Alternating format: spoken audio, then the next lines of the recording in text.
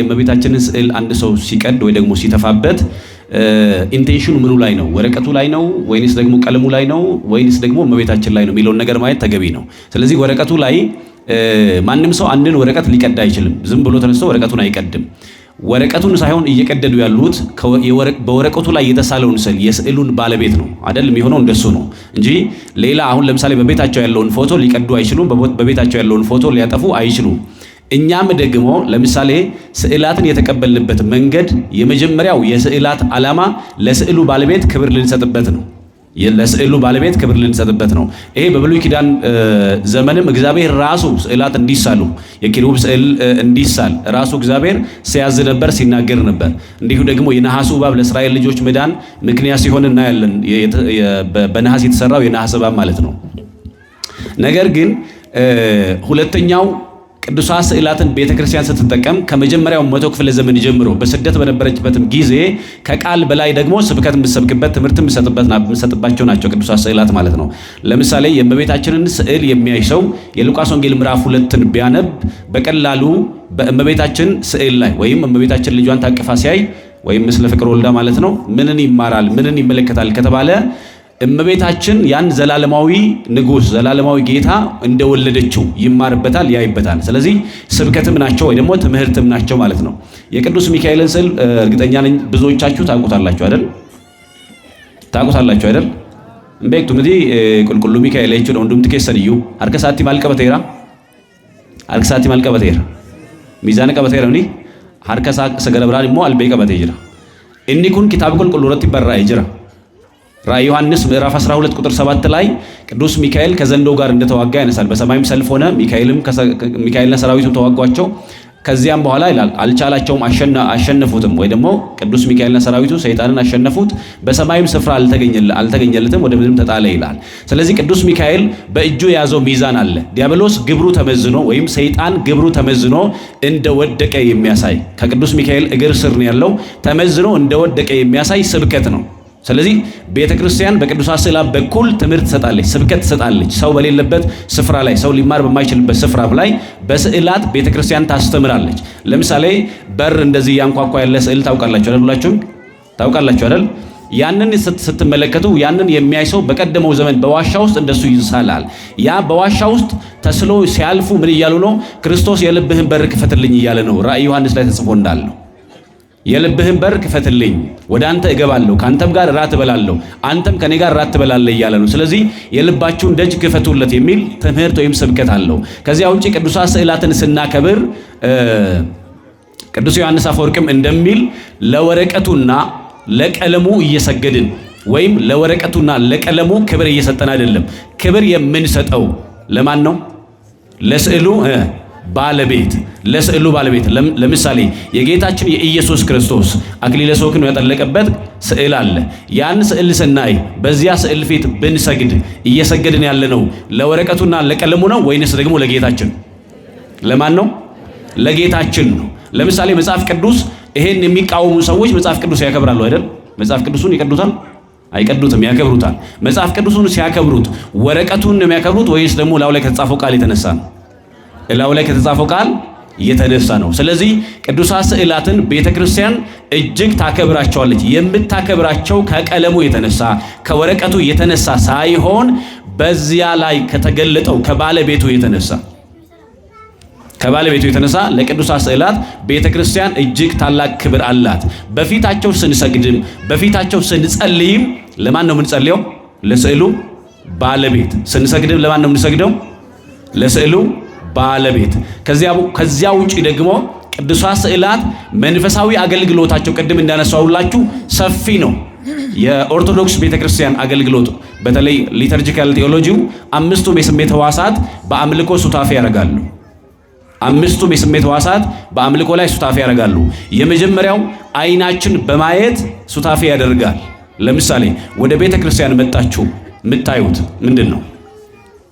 ምን ታያላችሁ? ከመግቢያ ስትጀምሩ መስቀል ታያላችሁ።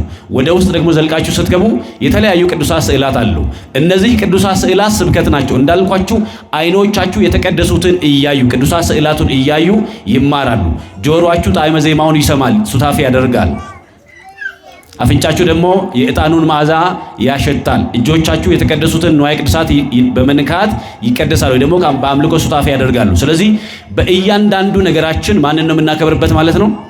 እግዚአብሔርን ነው የምናከብረው። ስለዚህ መንፈሳዊ ስለሆነ መንፈሳዊውን ስርዓት ለመጠበቅ ቤተክርስቲያን ቅዱሳት ስዕላትን ትጠቀምባቸዋለች።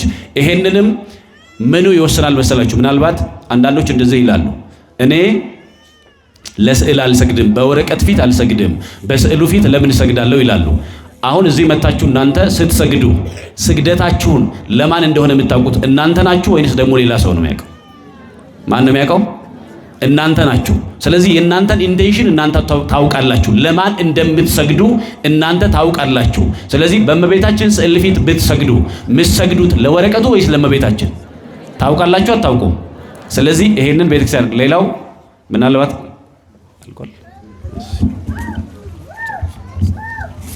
ምናልባት ግን ይሄን ሐሳብ የሚያነሱ ሰዎች በጭፍን ጥላቻ እንደሆነ እንድትረዱ ፈልጋለሁ። ያን ለምን እላችኋለሁ መሰላችሁ?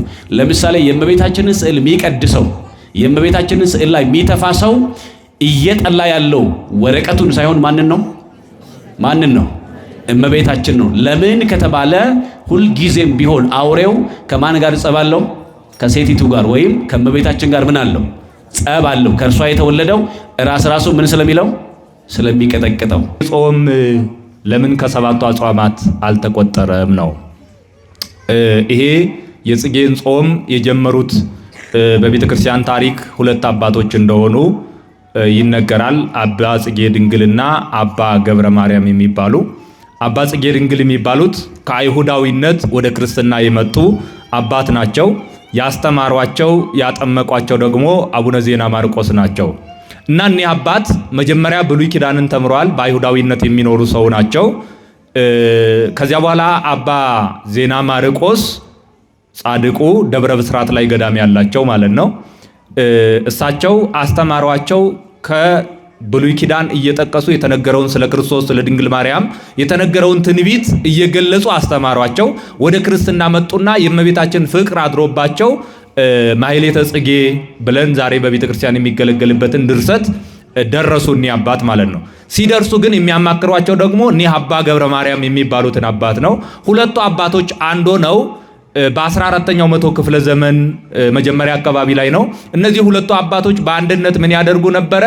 እቺን ማሕሌተ ጽጌን እየቆሙ ከመስከረም 26 ጀምሮ እስከ ህዳር 6 ቀን ድረስ በደብረ ብስራት አቡነ ዜና ማርቆስ ገዳም ሱባኤ ይዘው ይከርሙ ነበረ። በዛው ማሕሌቱን እየቆሙ እያገለገሉ እግዚአብሔርን በዝማሬ እያገለገሉ ጾሙንም በፈቃዳቸው ጀመሩት። እንግዲህ ስታዩት ይሄኛው ጾም የተጀመረው በ14ኛው መቶ ክፍለ ዘመን ነው። ሰባቱ አጽዋማት ደግሞ ከሐዋርያት ከነቢያት ጀምረው የመጡ ናቸው። ጾመ ነነዌን ስትመለከቱ የት የተጾመ ነው? የነነዌ ሰዎች የጾሙት ነው ከእግዚአብሔር ቁጣ ለመዳን። እንደገና ደግሞ ጾመ ነቢያትን ስትመለከቱ ነቢያት የጾሙት ጾም ነው። እመቤታችንም የጾመችው ጾም ነው። የጌታን ጾም ስታዩ ከመጀመሪያው ጀምሮ የነበረ ነው ማለት ነው።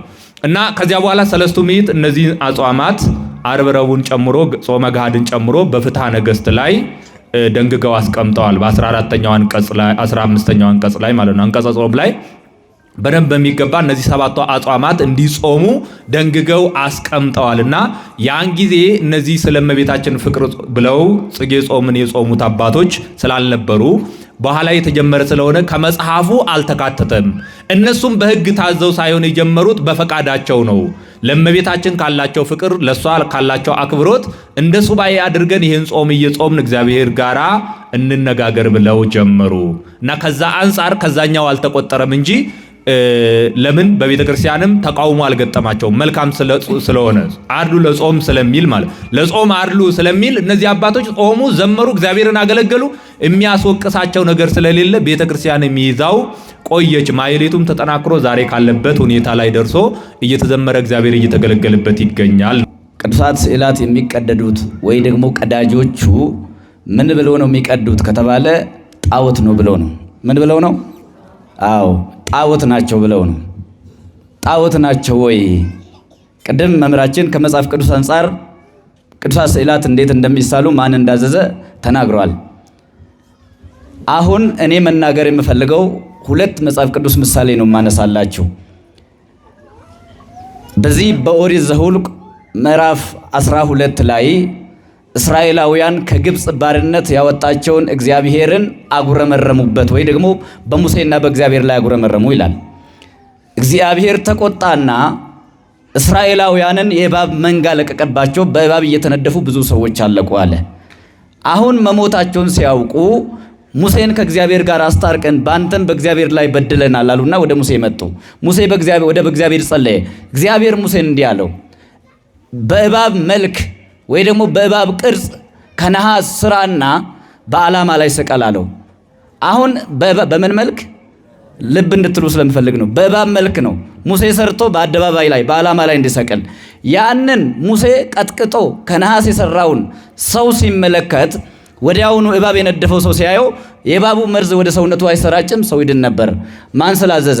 እግዚአብሔር ሙሴን ቅርጽ ሰርቶ ቀጥቅጦ ሰርቶ እንዲሰቀል ስላደረገ ማለት ነው። ሁለተኛው ምሳሌ ደግሞ ኦሪት ዘጸአት ምዕራፍ 32 ሙሴ በተራራ ላይ ወጣ፣ ዘገየ። ያ ከእስራኤል ከምድር ግብፅ ያወጣን ሙሴ ዘገየ። ስለዚህ በፊታችን የሚሄድ አማልክት ስራልን አሉት አሮንን እስራኤላውያን። ስለዚህ አሮን ሰራ። ከምን ሰራ? ምን አላቸው? የወንዶችም የሴቶችም ወርቆቻቸውን አምጡ፣ የልጆቻቸውን ሁሉ ሰብስቦ አለ። አቅልጦ የጥጃ መልክ ሰራና ይሄ ነው አማልክታችሁ ወይ ደግሞ አምላካችሁ ብሎ በፊታቸው አስቀመጠላቸው ማለት ነው። እግዚአብሔር ምን አለ ሙሴን? አንተ ከምድረ ግብፅ ያወጣው ሕዝብ ኃጢአት ሰርቷል አለ። ለምንድን ነው ኃጢአት ሰርቷል ያለው? አሁን ሙሴን የእባብ ምልክት እንዲሰራ ያዘዘው ማን ነው ብያቸዋለሁ? እግዚአብሔር ነው ያዘዘው። እዚህ ጋር ግን አሮንን እግዚአብሔር አላዘዘውም፣ የጥጃ ምስል እንዲሰራ ማለት ነው። ስለዚህ እግዚአብሔር ያላዘዘውን ማድረግ ኃጢአት ነው። ስለዚህ ያንን ጥጃ ያደረገ ህዝቡ ኃጢአት ሰርቷል አለ። ሙሴ ሲመጣ እንደውም ህዝቡ ልበ ደንዳና ሆነዋል አለ። ያንን ከእግዚአብሔር ዘንድ ያመጣውን ጽላት እስከ መስበር ድረስ የደረሰበት ማለት ነው። ስለዚህ ኃጢአት የሚሆነው እግዚአብሔር ያልፈቀደውን ነገር ማድረግ፣ ቅርጻ ቅርጽ ሰርቶ መስገድ ኃጢአት ነው። እግዚአብሔር የፈቀደውን በመጽሐፍ ቅዱስ ግን አንተ የኪሩብን ስዕል ስራ ተብሎ የተነገረውን ነገር ሰርታ ቤተክርስቲያን ስትጠቀምበት በእግዚአብሔር ታዘዘ ከሆነ ግን ቅድም መምህራን እንደመለሱት ነውና ከእግዚአብሔር የታዘዘ ስለሆነ ጣዖት አይደለም የሚለውን ለማብራራት ነው። ሁለተኛ ጾም እንግዲህ መምህራችን ቅድም አብራርቶታል። በሁለት ይከፈላል፣ የፈቃድና የግዴታ አይደል? የፈቃድና የግዴታ። አሁን በግድ መጾምና በግድ አለመጾም የሚባል ነገር አለ። ለምሳሌ አለመጾም ራሱ ግዴታ የሚሆንበት ጊዜ አለ፣ መጾም ግዴታ የሚሆንበት ጊዜ አለ። ዛሬ ሰንበት ነው አይደል? መጾም ግዴታ ነው። ዛሬ ትጾማላችሁ። ስለዚህ አለመጾም ራሱ ግዴታ ነው ማለት ነው። አንዳንድ ጊዜ መጾም ብቻ አይደለም፣ አለመጾም በራሱ ግዴታ የሚሆንበት ጊዜ። ለምሳሌ በባለ 50 መጾም ግዴታ ነው አይደለም፣ አለመጾም ነው ግዴታ። ምክንያቱም ትንሣኤ ጊዜ ስለሆነ ማለት ነው። ጾም ምን ለማለት ፈልጌ ነው? በፈቃድ እንድንጾም ጾም በሁለት ይከፈላል። የአዋጅ ጾምና የፈቃድ ጾም ይባላል። ስለዚህ የጽጌ ጾም የፈቃድ ጾም ነው ብሎ መምህራችን መልሰውታል። በፈቃድ ነው። ከመቤታችን ትሩፋት እናገኝበታለን፣ እንባረካለን፣ ለረድኤት ይሆነናል፣ ስደቷን እናስባለን። በስደቱ ክርስቶስ ስደታችንን መልሰውናል፣ ከርስቱ ከቤቱ እንዳንሰደድ ተሰዶልናል ብለን ከዛ አንጻር ነው። ወደ ሶስተኛው ስንመለስ ደግሞ እኔ ወደ ተጠየቅኩት ባልና ሚስት ባል ወይ ደግሞ ሚስት እኔ አልፈልግም አልቆርብም አንተ ሂድ ካለችው ተለይቶ ሄዶ መቁረብ ይችላል ወይ የሚል አይነት ነው። የሚቻልበት ጊዜ አለ፣ ይቻላልም አይቻልም ብዬ ነው የምመልስላችሁ። ምንድነው ያልኳችሁ? ይቻላልም አይቻልምም። አሁን አይቻልም ከሚለው ልነሳ። የትዳር ዓላማው 3 ዓላማዎች አሉት። ከ3ቱ መካከል 3ቱን አዘረዝርም፣ አንዱ መረዳዳት ነው። ምን ማድረግ ነው? መረዳዳት ነው። አሁን ሰው መረዳዳት የሚለውን ነገር አብሮ ማረስ፣ መቆፈር፣ መነገድ፣ ማትረፍ ብቻ አድርጎ በስጋ ብቻ የሚያስብ ሰው አለ። አይደለም። በመንፈሳዊ ሕይወት መረዳዳት ነው ትልቁ ነገር። በመንፈሳዊ ሕይወት በትዳር ዓለም ላይ የምትኖሩ አሁንም እንኳን መልእክት አስተላልፋለሁ። በመንፈሳዊ ሕይወት ተረዳዱ። መረዳዳት ያስፈልጋል። ያ ማለት ምን ማለት ነው? በሃይማኖት መበርታት ማለት ነው። አሁን መንፈስ ቅዱስ አንድ ነው፣ ጸጋ ልዩ ልዩ ነው። ያ ማለት ለመምህራን ብቻ የሚሰራ አይደለም፣ ለባልና ሚስት ማለት ነው፣ ይሰራል። እና እሱ በመንፈስ ደካማ ከሆነ እሷ ምን ማድረግ አለባት? አካሉ ናትና ማበረታታት አለባት ነው። ሁለተኛ መጽሐፍ ቅዱስ ሲናገር በብሉይ ኪዳንም በአዲስ ኪዳንም በማቴዎስ ወንጌል ምዕራፍ 19 ላይ ጌታችን ኢየሱስ ክርስቶስ ከእንግዲህ 2 አይደሉም አንድ አካል ናቸው አለ። ስንት አካል ናቸው? አንድ አካል ናቸው። ባልና ሚስት አይደል? አንድ አካል ማለት እንደው ትራንስፖርት ላይ ስትሄዱ አንድ አካል አንከፍልም እንዳትሉ፣ ያ ማለት አይደለም። ይሄ አሁን በመንፈሳዊ ያለው አካል ማለት ነው። እግዚአብሔር አንድ ያደረገው እንደውም ሰው አይለየውም ተብሏል። ስለዚህ እግዚአብሔር አጣምሯቸዋል። በመንፈሳዊ ሕይወት ላይ ግዴታ ሁለቱ አንድ አካል አንድ መንፈሳዊ ግዴታ አለባቸው ማለት ነው። ያ ማለት እሱ አልፈልግም አንቺ ሂጂና ቁረቢ ማለት አይችልም። እኔ አልሄድም ቤተ ክርስቲያን፣ እኔ ቁርባን አልቀበልም አልቆርብም ማለት አይችልም። በቤተ ክርስቲያናችን ተለያይቶ መቁረብ አይችሉም። ታዲያ ይቻላል ያልኩበት ከምን አንጻር ነው ካላችሁ፣ የቦታ ርቀት ካለ እሱ ሩቅ አገር ከሄደ እሷ እዚህ ካለች ብቻውን መቆረብ ትችላለች? አልችልም? ትችላለች። ለምን? እሱም ባለበት ሀገር ላይ ምን ያደርጋል? ይቆርባል። ሁለተኛ እሷ በነፍሰ ጡር ከሆነች ይቅርታ እመጫት ከሆነች ወልዳ ቤት ውስጥ ካለች ባል ሄዶ መቆረብ ይችላል? አይችልም? ይችላል።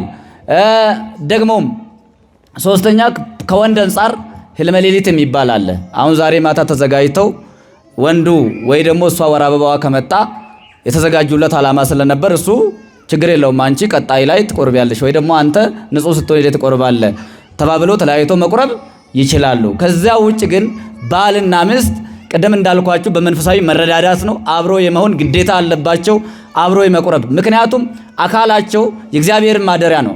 እሷ መታ የቀደሰችውን ጋብቻ ምንድን ነው? ጋብቻ ቅዱስ ነው። መኝታው ምንድን ነው የሚለው? ንጹህ ነው አይደል? አዎ መኝታው ንጹህ ነው። መኝታው ንጹህ ነው ማለት እርሱ እንደፈለገ ሌላ ቦታ ሄዶ የፈለገውን ነገር እያደረገ እሷ ደግሞ በቁርባን የምትቀድሰውን ያ የተቀደሰውን መኝታ ሊያረክስ አይገባም ነው በአጭሩ ሲመለስ። ስለዚህ አይቻልም ይቻላልም ብዬ የመለስኩበት አንጻር ከዚህ አንጻር ነው።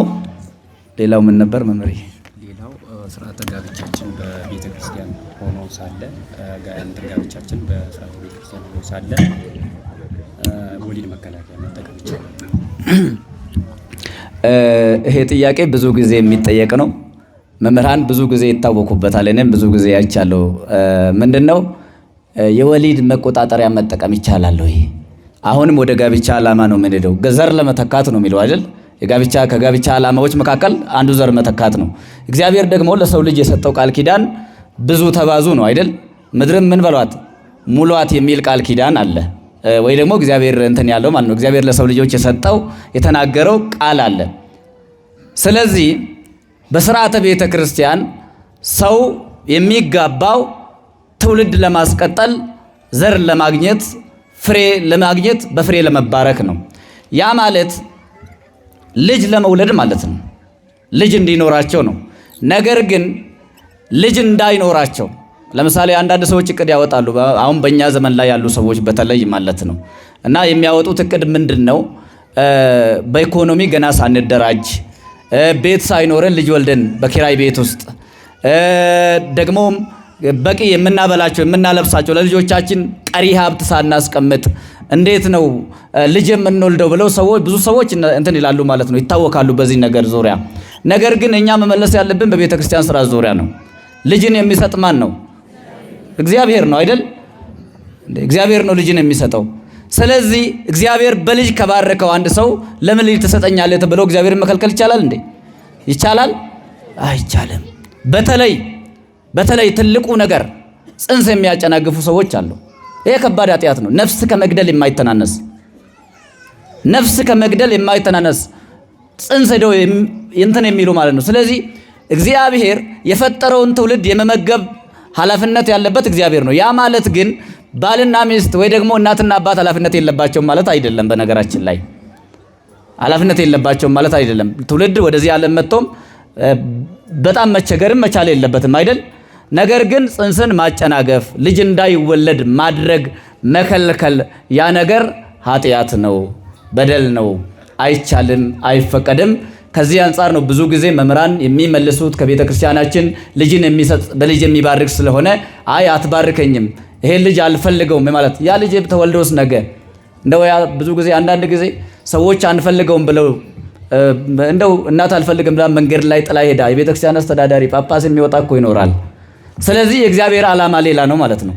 የእግዚአብሔርን ዓላማ ደግሞ ለማስቆም መታተር ወይ ደግሞ መበርታት መሄድ ወደዛ መሄድ ማለት ነውና ይህ በስርዓተ ቤተ ክርስቲያን አይፈቀድም። ጽንስ ማስወረድ፣ ጽንስ ማጨናገፍ እንዳይ